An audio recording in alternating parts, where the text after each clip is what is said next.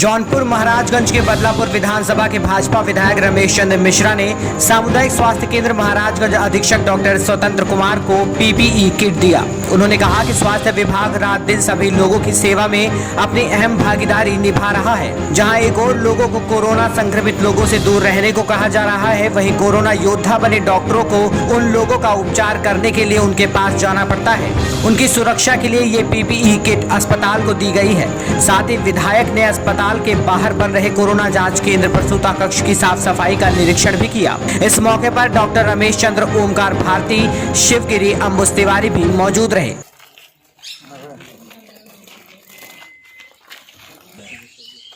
ये सब हमने एडवांस मंगवाया क्योंकि मिल रहा नहीं इस समय, लेकिन सबसे अच्छी क्वालिटी का जो है। जैसा कि मैं आपको बताना चाहता हूँ कि हम लोगों ने जौनपुर में भी, क्योंकि अधिकतर जांच जो सैंपल लिया जाता है, अगर जैसा कोई लगा कि कोई व्यक्ति है जिसको कोरोना का संक्रमित लगता है तो जौनपुर से एक टीम आती है और टीम आने के बाद ब्लड का सैंपल लेती है। अब तो यहाँ पर भी हो गया है सैंपल लेने का, नहीं तो जौनपुर से टीम आती थी। तो हम और माननीय मंत्री गिरीश चंद्र यादव जी ने आज जौनपुर में लगभग 100 पीपी किट और 25 लीटर सैनिटाइज़र, और वह सैनिटाइज़र ऐसा है कि वो 25 लीटर से कम 2.5 लाख लीटर पानी में वह डाल करके वो सैनिटाइज़र बनाया जाएगा, जिससे हम लोगों ने निर्णय लिया है कि बदलापुर ही नहीं, जौनपुर के जितने भी सामुदायिक स्वास्थ्य केंद्र हैं सबको उससे सैनिटाइज किया जाए। यानी कि बहुत अच्छा केमिकल हम लोगों ने आज सीएमओ को दिया, 100 किट दिया, पीपी किट 100 दिया। उसके साथ ही बदलापुर के लिए भी हमने बदलापुर में 20 पीपी किट दिया, 10 जो है यहाँ आपके सामुदायिक स्वास्थ्य केंद्र महाराजगंज में दिया, 10 सिंघरा मऊ में दिया, लगभग 40 किट। क्योंकि यह बहुत मिल नहीं रहा है, इसकी बहुत ज़्यादा थोड़ा मारामारी है, क्योंकि कोई जान ही नहीं रहता कि इसकी भी आवश्यकता पड़ेगी। तो इसलिए अभी हम लोगों ने 100 जिले में बांटा, 40 हमने अपनी विधानसभा में बांटा। आगे भी हम लोगों ने ऑर्डर दिया है और जितनी भी आवश्यकता पड़ेगी हमारा डॉक्टर जिससे सुरक्षित रहे। क्योंकि आपने देखा होगा, मुझे कहना नहीं चाहिए, इस महामारी में जहां कोई बीमार होता था तो प्राइवेट डॉक्टर शायद अपना अस्पताल बंद करके घर में बैठ गए, और इस महामारी के समय भगवान के रूप में अगर कोई अवतरित हुआ है तो हमारे सरकारी विभाग के अस्पताल के डॉक्टर ही आए हैं। कोई भी बीमार हो, कुछ भी हो, यही सरकारी अस्पताल, यही सरकारी डॉक्टर, यही सरकारी कर्मचारी जिनके ऊपर तमाम तरीके से लोग छींटाकशी करते थे, लेकिन इस महामारी में यही लोग भगवान के रूप में आकर के इन लोगों का जीवन रक्षा करने से लेकर के जो उनको प्राथमिक ट्रीटमेंट हो सकता है वो सारी सुविधाएं देने का काम ये डॉक्टर ने किया।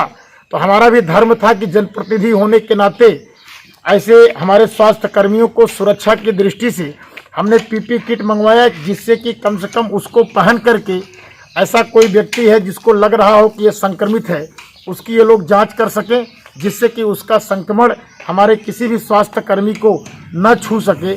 इसीलिए एक अच्छी क्वालिटी का, हाई क्वालिटी का, जिसमें चश्मे से लेकर के शूज़ कवर से लेकर के पूरे बॉडी का कवर, और उसके अलावा आगे का जो एक ग्लास टाइप का बना हुआ है, आगे का पूरा फेस कवर से लेकर के पूरी व्यवस्था उस हमारे पीपी किट में है। हाई क्वालिटी का, अच्छी क्वालिटी का हमने पीपी किट दिया है। इसके बाद भी अगर आवश्यकता पड़ेगी तो हम इन लोगों की सुरक्षा में, क्योंकि हमारे स्वास्थ्यकर्मी जिस तरीके से हमारे देश में कोरोना के खिलाफ जो युद्ध चल रहा है, उस युद्ध में अगर देखा जाए तो सबसे महत्वपूर्ण भूमिका अगर कोई अदा कर रहा है तो हमारे स्वास्थ्यकर्मी, उन स्वास्थ्यकर्मियों के जीवन की रक्षा के लिए हम लोगों ने एक ऐसा अच्छा कदम उठाया है। और मैं अपनी सरकार को भी धन्यवाद देता हूं कि हमारे सभी स्वास्थ्य कर्मचारियों का 50 लाख रुपए तक का बीमा भी सभी हमारे स्वास्थ्य कर्मचारियों का किया गया है। और इसलिए कि इन लोगों ने आज वाकई में जो काम कर रहे हैं इस कोरोना महामारी से लड़ने में बहुत ही अद्भुत है, बहुत ही बड़ा काम है।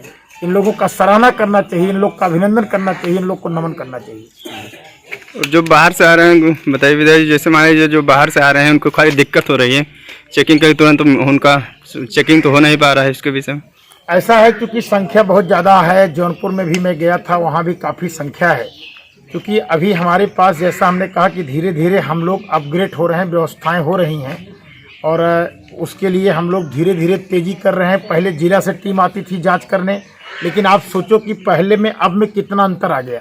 अब जांच आपके महाराजगंज में होने लगा, अब जांच आपके बदलापुर में होने लगा, अब जांच आपके सिंघरा मऊ में होने लगा। इसके पहले तो व्यवस्था ही नहीं थी। हम धीरे धीरे अपग्रेड कर रहे हैं। ये महामारी का किसी को पता नहीं था कितनी बड़ा महामारी हमारे देश में आएगा। हम अस्पतालों को हाईटेक कर रहे हैं, जैसा कि आप देख रहे हैं कि कोरोना पॉजिटिव की जांच करने के लिए अलग सा केबिन भी बन रहा है।